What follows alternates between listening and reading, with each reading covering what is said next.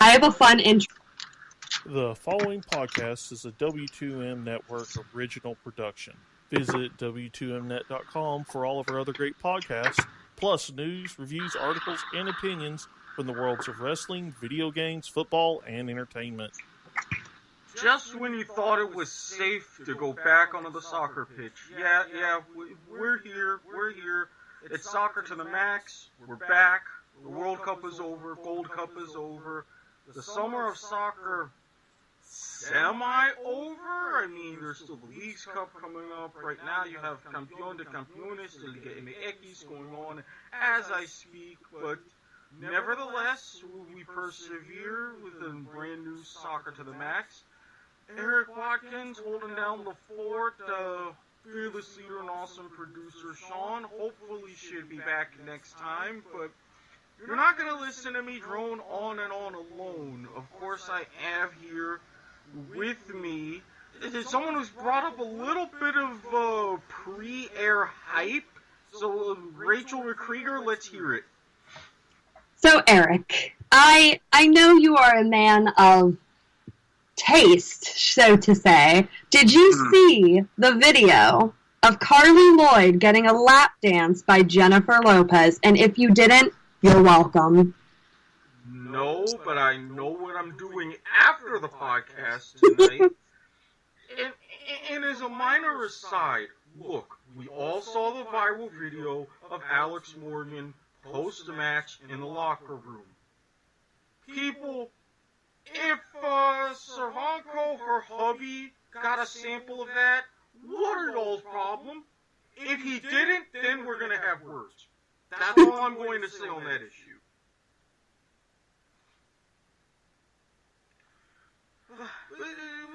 Aside from that, we have a lot to unwind because, the U.S. women's national team is the gift that never stops giving. From, winning World Cups, to secret deodorant, to giving a major boost in paying them, to all kinds of other things going on. Plus, we've got some extra men's team and MLS stuff too, because Don, I know what you're doing. I see what you're doing. I don't 100% like it. Okay? I don't. Throwing that out there. That's just a preview, folks. It's just never mind. I'm going to save my crazy idea for later on. You got bigger stuff to get to. Thanks to the afterglow, the ticker tape parade, the SB's appearance, the speeches, yes, the U.S. women's national team, they earned a 4th star, rightfully so. I have to admit, they even exceeded my expectations going into this tournament. Yeah, I mean, there was a lot of questions. I mean, let's be real. There was a lot of questions. Goalkeeper, defense, midfield. I don't think there was too many questions with the front three because, I mean, you have veterans, Alex Morgan, Megan Rapinoe, Tobin Heath. But, I mean, there were a lot of questions. I don't think all of them have been answered. I think they've been answered for the time being. But, I mean, for now, let's just celebrate the time being. We'll focus about the Olympics in a couple months. But for now, it's a celebration. Alyssa Nair, she stepped up to the plate when she needed to. Finally! I know. She was so darn good in the semifinal and in the final. You have just the defense just putting on a clinic against the Netherlands, who did test the United States. It was a really entertaining match. And I think that just that midfield, now you're in the position where, all the depth and whatnot, it's Mewis over Haran, because right now it is Mewis over Haran, but both players are obviously so good and so talented, but with that midfield and just with the depth, it's so hard to pick and choose. But for now, celebration, Megan Rapinoe, World Cup trophy, golden ball, golden boot. How do you like that, Trump? Rose Lavelle with the bronze ball. Give a lot of credit to Netherlands goalkeeper Sari van Veenendaal. She won the Golden Glove after absolutely putting on a clinic against the USA. I can watch that Julie Ertz save over and over again. And it was just a great tournament. It was a lot of fun. There was a lot of moments that will be remembered for a very long time. I think this was the most competitive tournament of the World Cup, which is great. And that's what you want to see. And maybe in 2023, we're going to get more nations that are entering the World Cup for their first time. Okay, number one, can we just send to the White House Megan Rapinoe's pose made into a trophy? Can we just get that done so that way that will end the whole thing and show who really won? I'm supportive. And second of all, and I know I wanted to feature this later on, and we'll get to in-depth what this means, but just looking at the final, I saw it myself. It was a fantastic start to my day, but then I saw the numbers. This was exactly what FIFA wanted. This was what U.S. women's soccer wanted, what women's soccer globally needed, and this is going to be the great launching point. How many times can we say that a tournament like this got a 10 rating? A 10 and a 27 share for all of what, from 11 to 1 on a Sunday morning and afternoon? That alone is impressive. And the match lived up to the ratings. Yeah, I mean, it's amazing what has been done in this tournament just to get people to really take women's soccer seriously, whether it's the competition, whether it's the crowds, whether it's the revenue brought in, or all of the above. I mean, it was a great tournament. I think 2023 has a lot to live up to. They're still trying to figure out who a host is. I think they said they're going to get it at the FIFA meeting early next year. But the hosts have a lot to live up to. I mean, France was, obviously they went out in the quarterfinal, but even before, after, and during that time, they were such good hosts throughout the whole thing.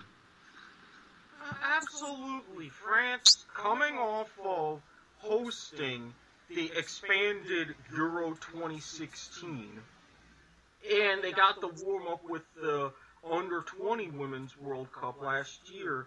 This is a country that we all know is very capable, being very gracious hosts, putting on a great show. And even for, yes, it was a women's team, and you're not comparing this to, say, the Euros of 2016 or the 98 Men's World Cup, they treated it just as equals. From everything I saw, all of the fans, and it's more countries really need to do this. And I think whoever the hosts are going to be, they should really take note. Absolutely. I think, and the world is going to change in women's soccer by the time 2023 goes around too. So hopefully it's a country that has a women's program that's built up, and if not yet already, that they build it up in time for the tournament. Absolutely. Now, just looking from and going into now what's next, especially here domestically. Look at all the stars that showed up. I mean, I mentioned Marta, you had Ellen White for England, you had Rapinoe, Rose Lavelle. Those were some of my major standouts. Now, they've cemented themselves even more as household names, and what do you know? They happen to be NWSL players. I know you have a few on your list as well. Yeah, I mean, every player in the tournament did something that players around the world haven't had the opportunity to, and that's go to the World Cup. Marta, Megan Rapinoe, Rose Lavelle, and Vivian Miedema, who is with Arsenal. I think she became the Netherlands' leading scorer in national team history for men's and women's. Mm-hmm. She's 22 years old. She's my age. I'm sitting here recording a podcast, and she's going and breaking records. I mean, that's pretty darn impressive. And she had a decent final. She was obviously quiet because of the United States defense being able to hold her down. But I mean, for the most part, she had a really great tournament.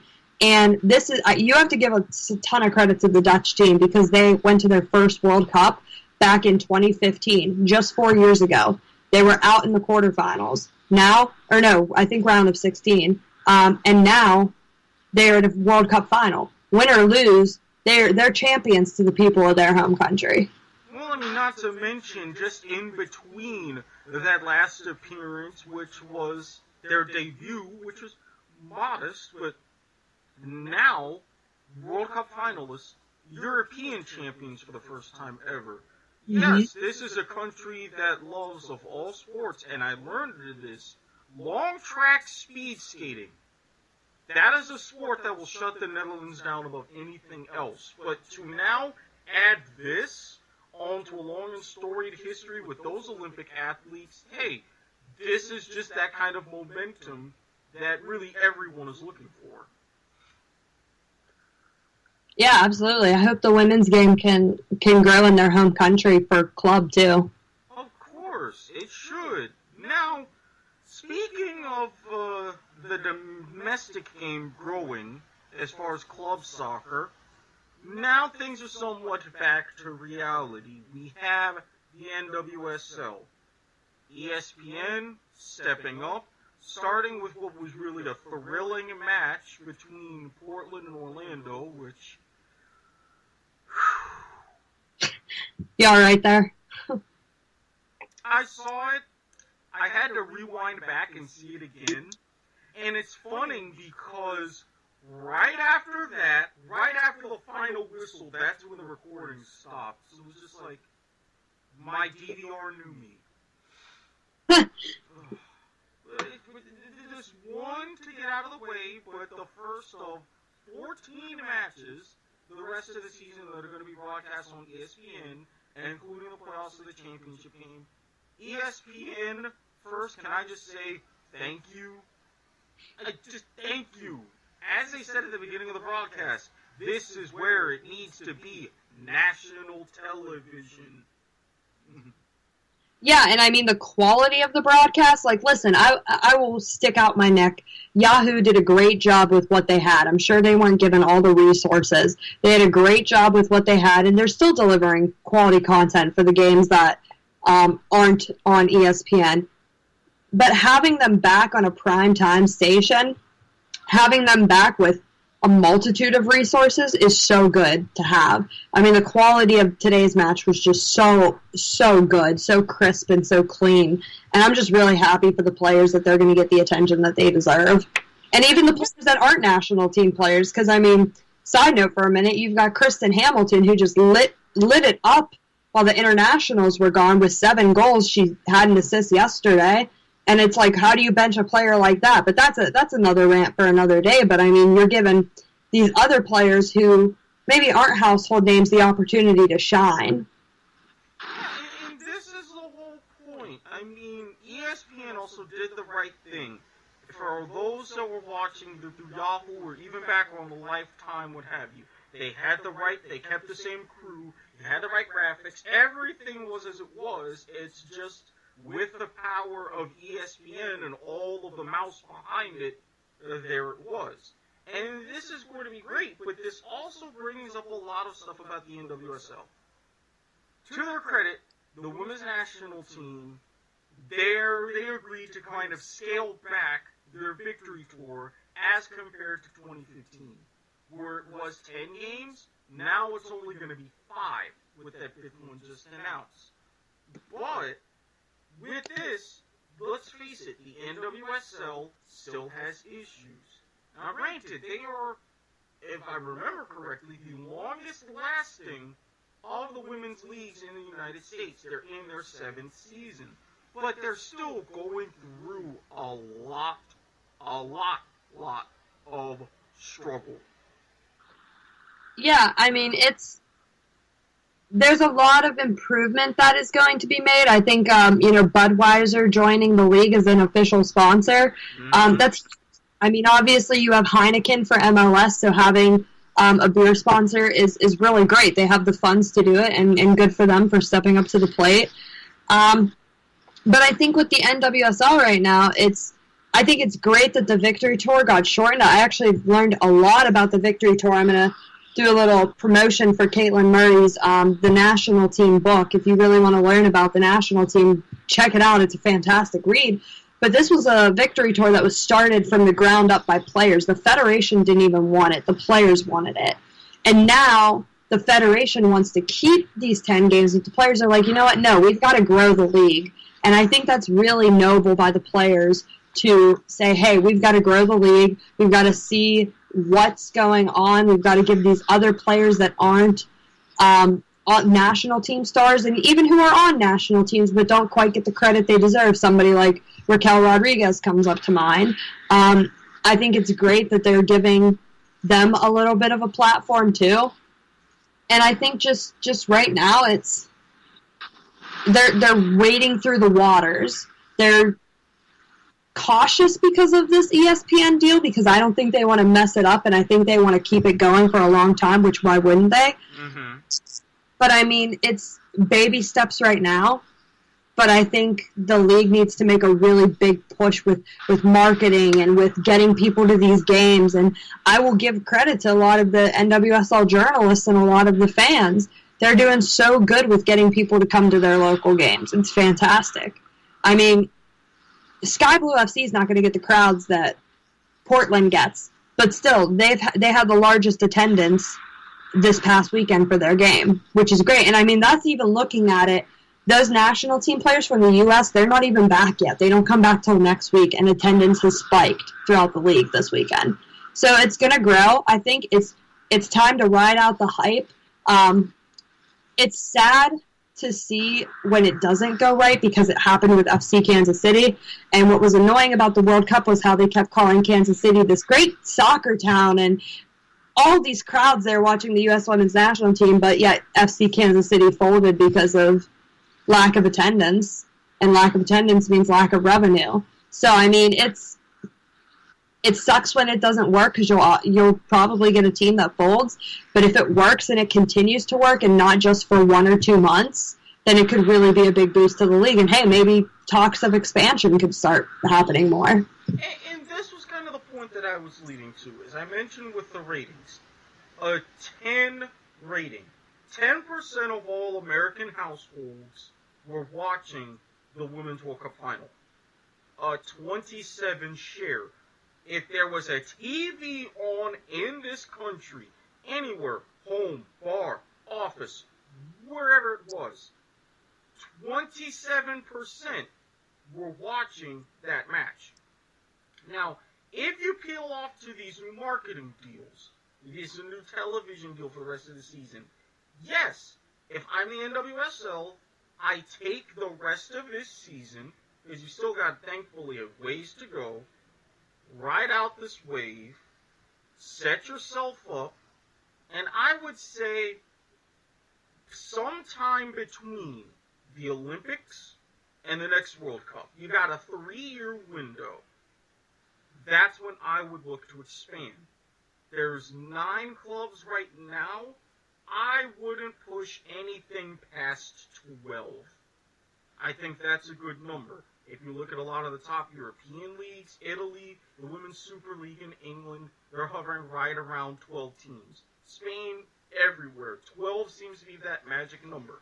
Let us here in the U.S. catch up to that, and then start building below the NWSL and get ourselves a nice soccer pyramid to complement everyone else globally. I think pen to paper, let's do it. They should hire you. Look, I'm saying, I have this, I have plans. Dawn, again, I know what you're doing on the men's side. I know what you're trying to do, and yes, it should be MLS 1 and MLS 2. Well, we're going to talk about that later. Folks at the NWSL, I mean, I'm available. I'm flexible as far as salary. I mean, I've got some good ideas and some decent strategies you can start bouncing off of. Just saying. Now, for all of this particular with the league itself, Rachel, you had mentioned this in part of your notes, and I had mentioned the locker room sensation, and even I was catching up on past news that were featured again a little incident with her at Disney. Alex Morgan. What happened? What happened with Orlando, and what's happened now, and what will happen? Because this is completely different. Yeah, I mean, it's pretty, I don't want to say comical, but it is pretty astounding that Alex Morgan has genuinely, let's lay the cards out on the table, has played bad this season for the Orlando Pride. And I mean, if we're talking about, I got to do the comparison, the U.S. men's national team. Greg Berhalter's not going to call a player that played the way Alex Morgan played. Alex Morgan's getting called in because of her name and because of what she's done before. Clearly it paid off, but still, you're not going to get called in just because of your name on, like, the men's national team and whatnot. Mm-hmm. So, Morgan has been so bad, but she just lit it up during the World Cup and kind of pushing away the Thailand game because, 5 goals is great, but, all due respect, it's against Thailand. But when she needed to step up in those other games, she stepped up. Rapinoe stepped up. And Rapinoe hasn't been bad this season in NWSL, but she's been quieter than she was, say, last season. So for them to go back now to their club teams, Orlando, they won a game, and they fared well today against Portland, I would say. I think Morgan needs to kind of forget about the World Cup, so to say, and get clicking with her club team. Because if she doesn't, then Orlando's going to go down the drain. And honestly, Mark Skinner's the type of coach to me that if he feels the need to bench Morgan, he's going to do it no matter what the owner, what the fangirls say and whatnot. He'll do what he needs to do to win. And obviously, they just won without her. And if they can win, and if they lose and lose and lose with her, they might go back to winning without her. So she needs to step up to the plate big time and prove that, hey, I'm not just a national team player, I can play for my club too. And obviously no one player is going to win the game. That's just not how it works in soccer. It's a team effort, it's a collective effort, but she really needs to step up and be like, yeah, I'm the leader of this team. Here I am, and here's what we're going to do. Yeah, and looking just at the performance today, yes, the play at the back was shoddy. Yes, the match winner was very disheartening. But then at the same time, there were a lot of great moments. You had Chiu Bogagu going very well forward. Marta being her fantastic self. You have a core of players that are saying, hey, we, even with everything that happened in the World Cup, Chi being one of the last players cut, Marta in her, after the round of 16 loss, making her impassioned speech. They want to go back out there and say, I still have a team that I can perform for. Setting all of the national glory, pain, everything aside and saying, hey, I'm still a member of the Orlando Pride. I can still win a trophy. Let's get after it. And the results are starting to show. Now, if Alex can get back on board with that, great. But if not, I, for one, wouldn't be too sad in seeing her move on. Yeah, and if she needs to do that, she'll do it. And I think for her, if for somehow, some way, Los Angeles does get a team, I think because her husband's there, I think she'll go there. That would be the most logical sense. Plus, with all of your other big European clubs furthering their foray into the women's game, if I'm the NWSL, I would look at LA first. It's your biggest market. You have both coasts now covered. You have even better potential for TV deals covered. Bam. A lot of things would be taken care of. Is it a panacea? No, but it's a major, major step.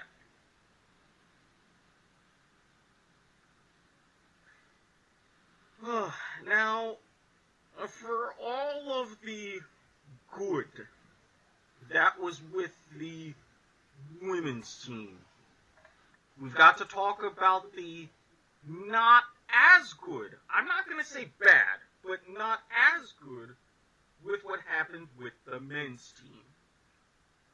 This Gold Cup in particular was a tournament of surprises.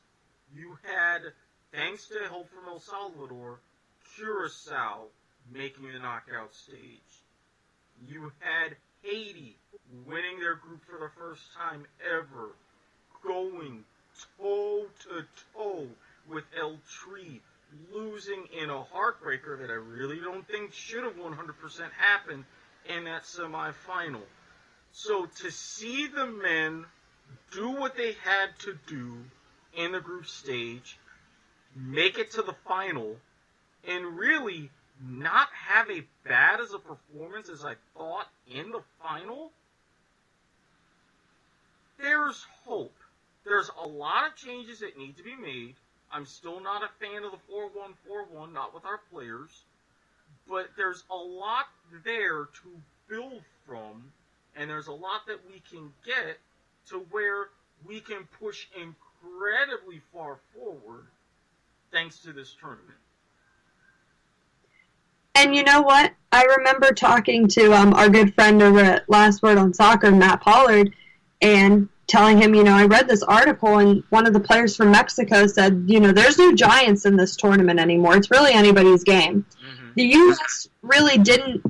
I don't think fans should have expected them to go in and win this tournament. For me, it was all about progress. And I think the progress was good here. There was a lot of stuff that, I think Greg learned. Will Nick Lima probably get a call back into camp? No, not after these performances. Will Reggie Cannon get a call back into camp? Sure. Does Tim Ream have an actual chance at starting? I think so.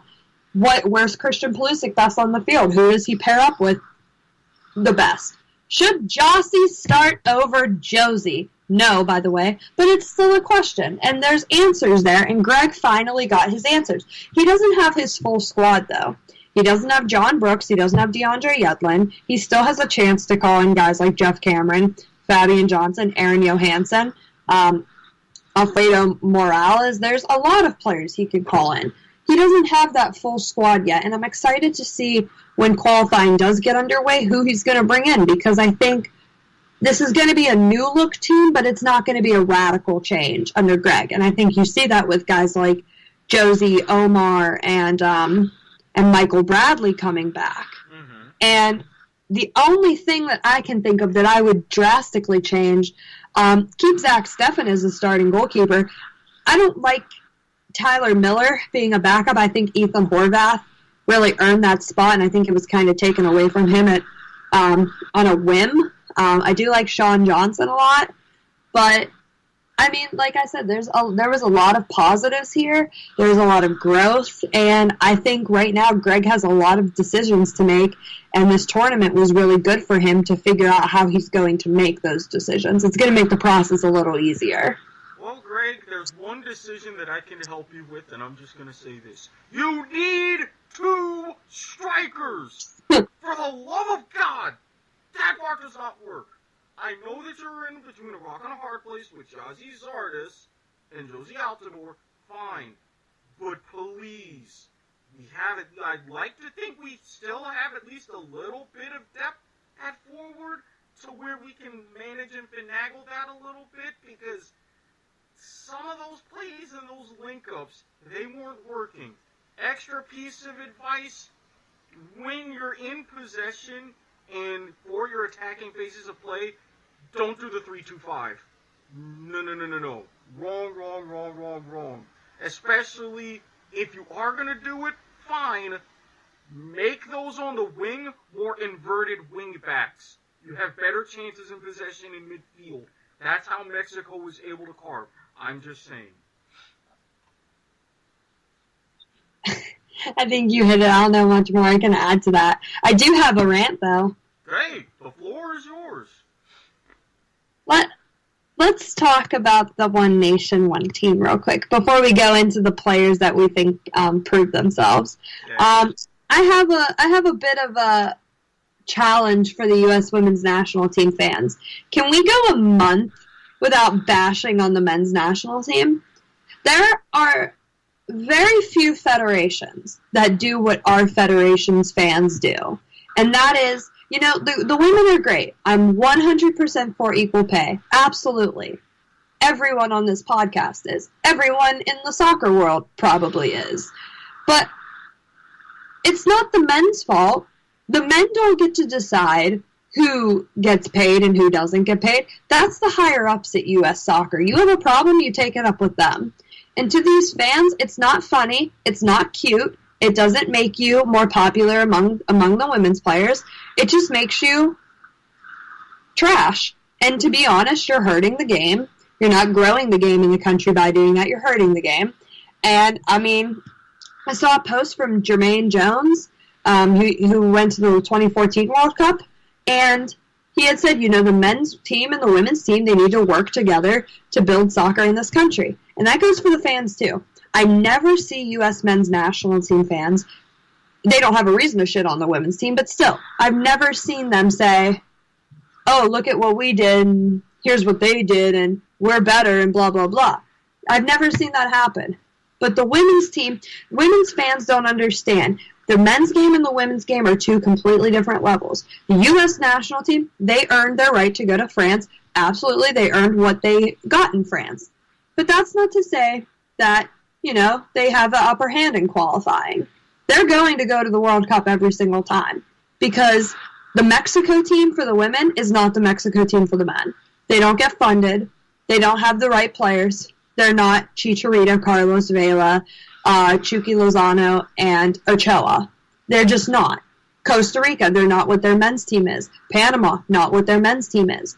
Trinidad and Tobago, they're not going to, with all due respect, they're not going to put up a fight against the United States because of how bad their funding is.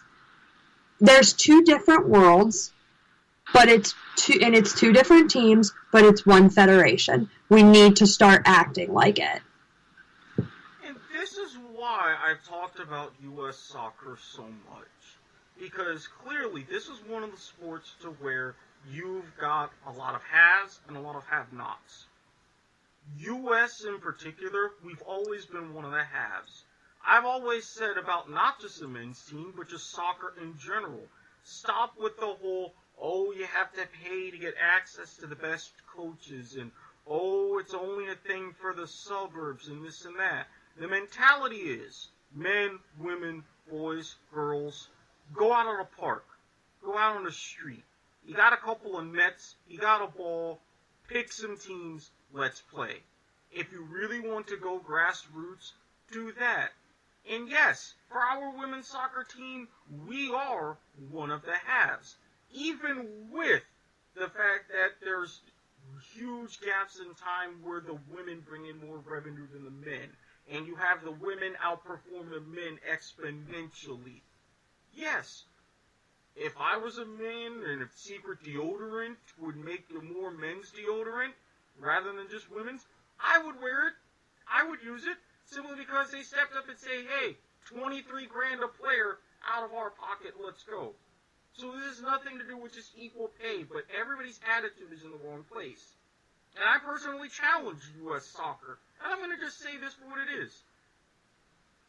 Get your head out of your ass. You really want all of this momentum, and you really want to say that you boast two great teams, like very few other countries do, and you want to develop championship caliber teams and a great pyramid and everything else, you've got to overhaul your way of thinking entirely.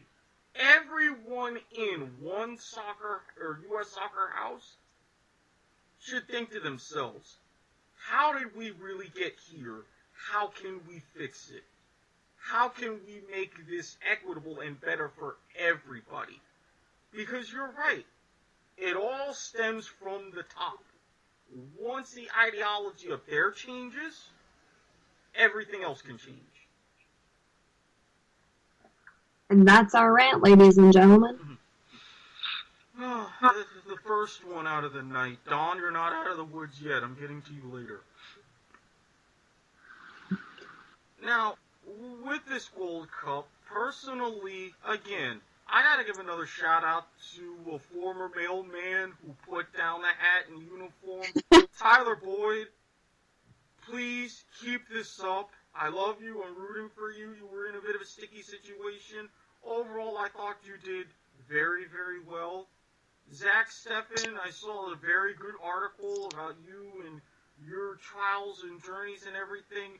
Good luck to you at Fortuna. Keep doing what you're doing, because if anybody, the two of you really stood out in my mind.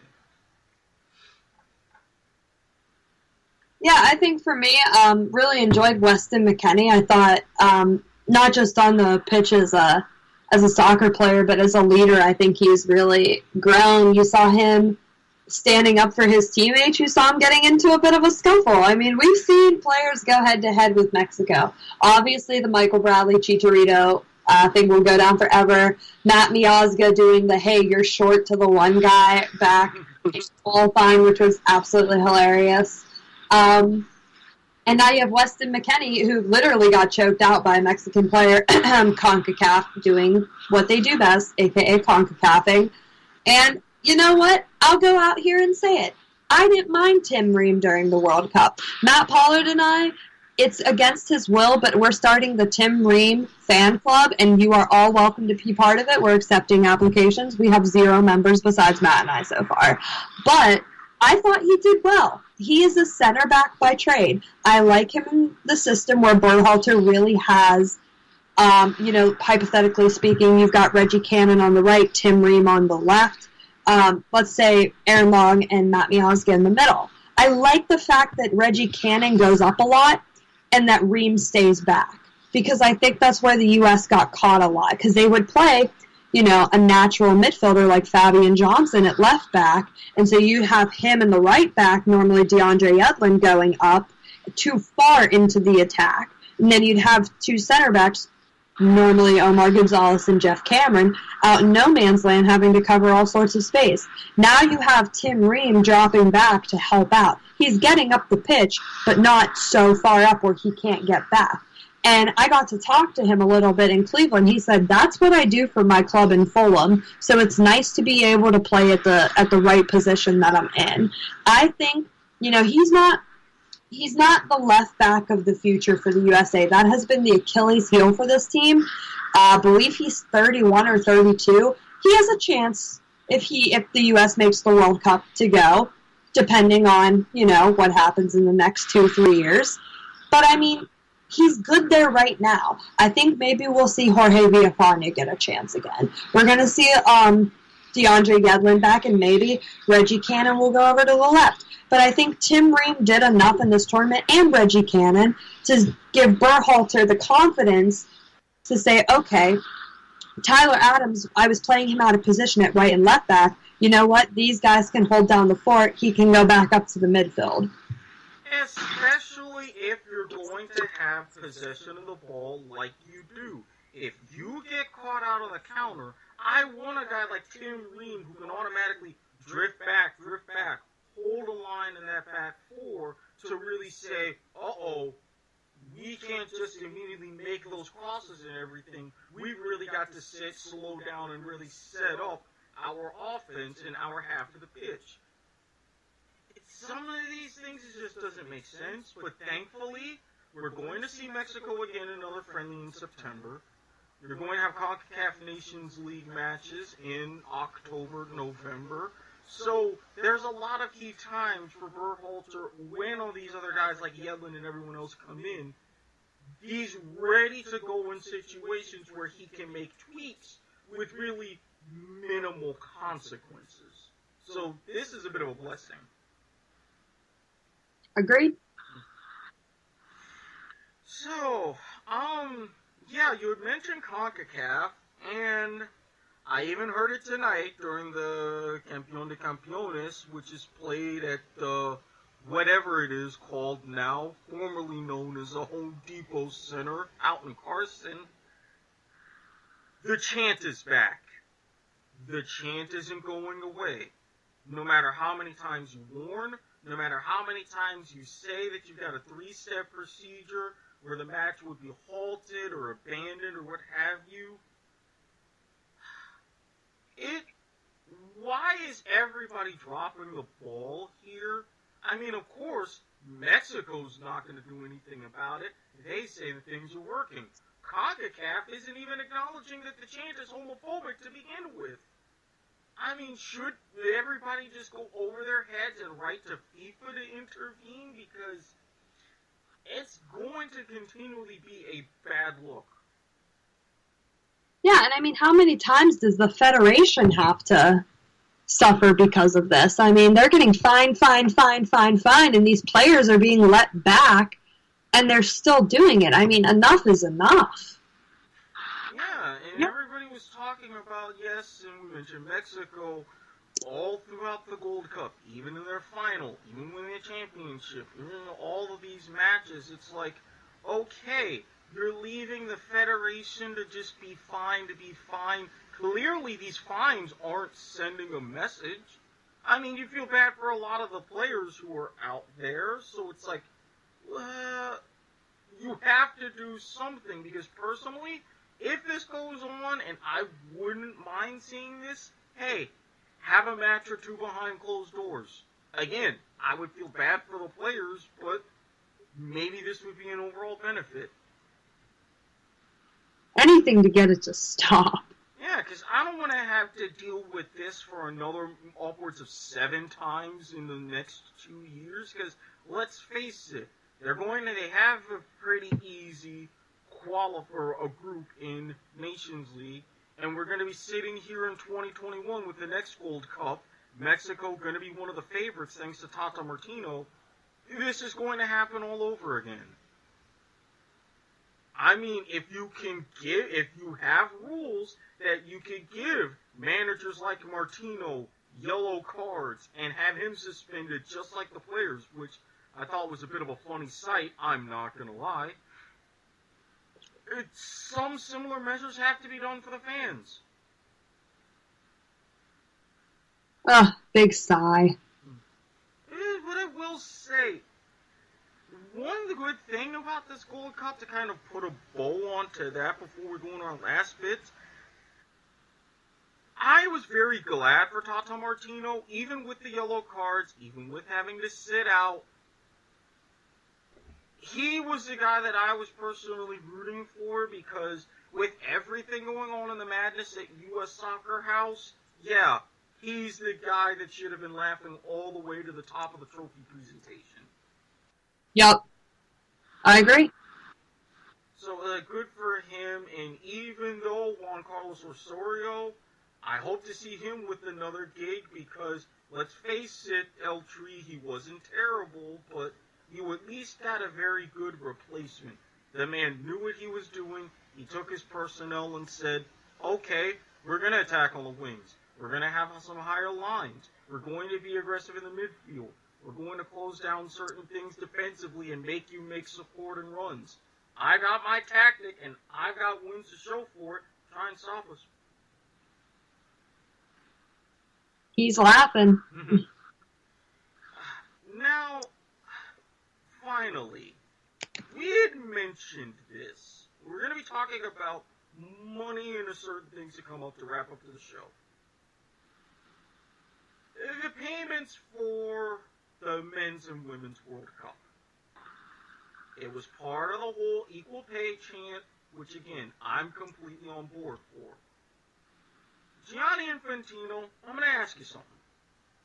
You were one of the underlings and also in UEFA when FIFA expanded the World Cup from 24 to 32 teams in 98. You were the figurehead in the World Cup expanding from 32 to 48 teams in 2026. Now you're mentioning you want to expand the Women's World Cup from 24 teams to 32.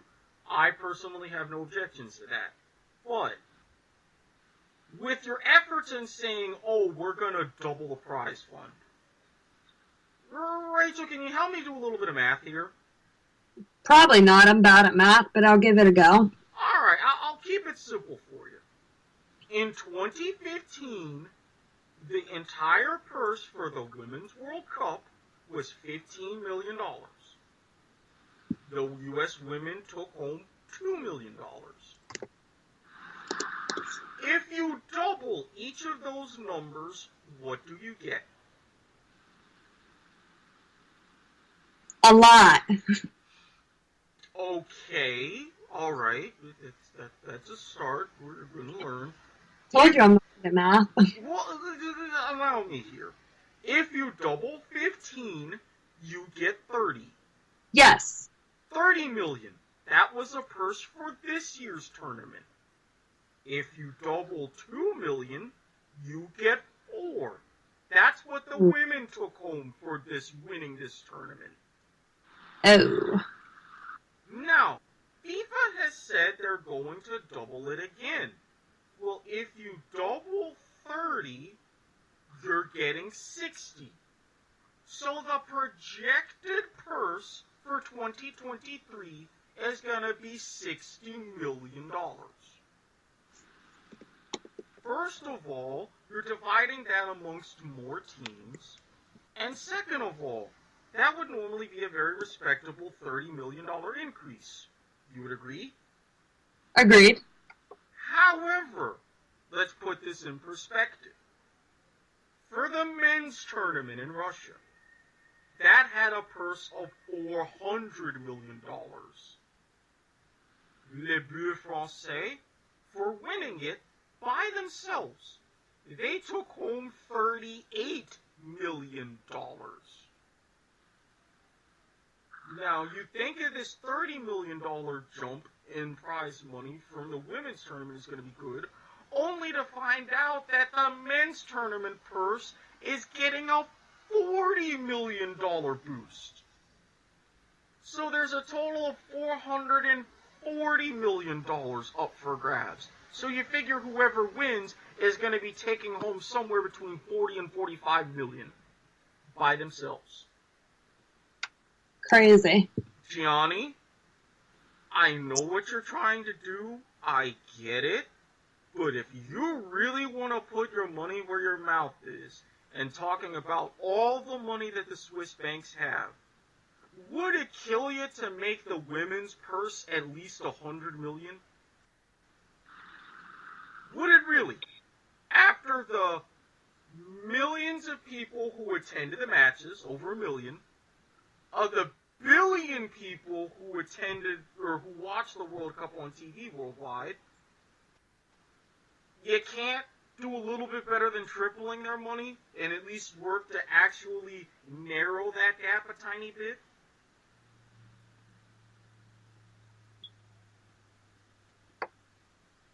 Oh, it's a mess. So that's just a humble suggestion, because if you think about it, pairing this with the right ratios, $100 million tournament, which, hey, you're trying to do something similar with the Club World Cup, am I right? Yeah.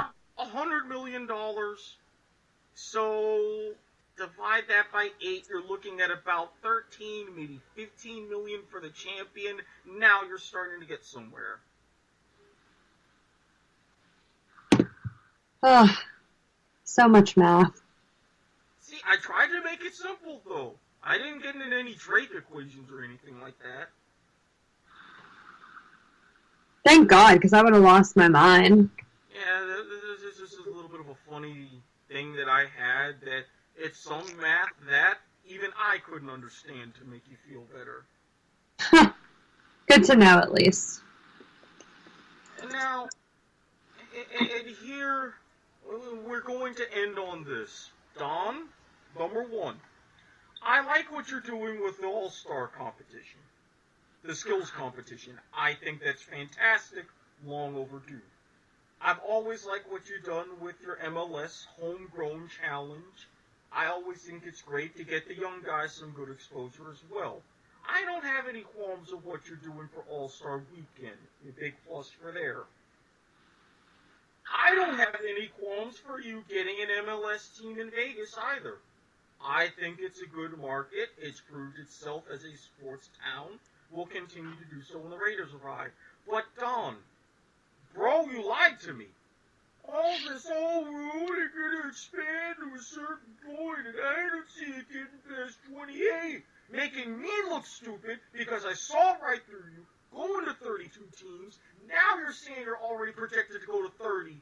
Don? Seriously, man, stop it. Stop it. And oh, by the way, since you're getting to all this massive teams and spanning across the country, do you know that in ESPN FC's annual survey with MLS players, 64% of them are in favor of a promotion relegation system? 64%. I did read that. I did read that. Now, one of the players said, if you can get to 30 stadia that average at least 15,000 fans per match, that would be a solid basis for Pro Rel. Don, do you not think that you're doing exactly that by having 30 and, let's face it, potentially 32 MLS teams at some point within the next 5 years? He doesn't care. Now, here's a little thought. Everybody's talking about, a combined North American league, and you can do a promotion relegation system ahead of the 2026 World Cup. I can sit here and invite the heads of U.S. Soccer and the FMF, sit down, pitch an idea that I got thanks to Dr. Benji FM. You should follow him on Twitter and on YouTube. No Loki Doki, no second yellow card, but a very cool dude in his own right. I could use what he had for his football manager database. I could provide all of the benefits of a 6-tier system, especially where it would help the USL. Great. Would you do that? Probably hell no. Would you probably tase me and put me in handcuffs? Maybe. Then I would say some things. I would end up on the news. I may be in a jumpsuit. They make a Netflix documentary about me. I cash in royalties, whatever. I understand that's a potential fate. But if you're going to do that, can I at least save you some time and say, take what you're doing, take what you're already going to do, and create 2 divisions of MLS and have a promotion relegation system enclosed in of itself?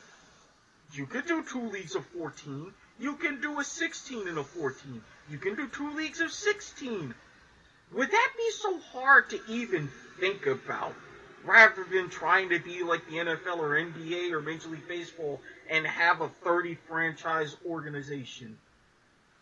Can you at least consider that for me, Don? I really hope Don, actually hears this one day. Yes, everyone, spread the word. Send this to him on Twitter. Clip this part if you want. Just as long as you tag me at Switch Sports Head, I'd be alright with that. But I'm just saying, Don, I get it. But come on, bro. You're potentially wasting a very good opportunity here. Big shock. Don wastes opportunity. And also to wrap things up for a wasted opportunity, given the rise of club soccer now, and given all of the big names and the big teams that are coming up, why doesn't the NWSL take a little bit of a break in featuring all-star games similar to what MLS has? I mean, I personally think it's about time. You know why? That all-star team would literally just be the U.S. women's national team. MLS did that before they adopted the whole MLS versus a European team. They had a match, the MLS All-Stars against the U.S. men's national team. That was an entertaining match. Why don't you at least start it like that? I'd be okay with that, because then you'd at least get other players that aren't U.S. women's national team players in there. But, you're never going to see someone like Kristen Hamilton in that game, although she absolutely deserves to. She's scored 7 goals in, the last, 4 games. But I don't know. NWSL, you have a lot of catching up to do. Exactly. But if you think about it, under that format, you could see Kristen Hamilton for the NWSL All-Stars going up against the U.S. team. It's doable. It could work. Yeah, but over, somebody like Marta or, the Australians and all them other national teamers? Alright, point taken. Point taken. Unless Hamilton scores like 50 goals in like a season. Which at some point you never know if he can keep up a certain pace. But anyway, I think now I've gotten all of my ranting out of my system, at least for the most part. Rachel, any parting thoughts before we sign off? One nation, one team. Let's live it like we talk it. Hashtag one nation, one team. Perfect way to end it. Well, that means it is time for us to go. If you like what you heard, and I really hope you do, again, wait, what exactly is Don Garber's Twitter handle? I think it's the Soccer Dawn. Yeah, at the Soccer Dawn. Could you tweet at him for us, please, and then tweet at me, at Squid Sportshead. Rachel, your handle? At Rachel McCurger, 2 A's, and not just one. Just tweet us and let us know, get us in on the conversation. I promise, I won't attack much, especially if I'm not in person. But Or if you're not drinking. exactly. See, I'm 90+% sober right now, so this is good. And again, if you like this little bit of madness, Stitcher, Spreaker, iTunes, 5-star reviews, like us, spread the word, get us visible. We like visibility around these parts. And then, aside from that, just keep on listening. Visibility gets us one step closer to dawn.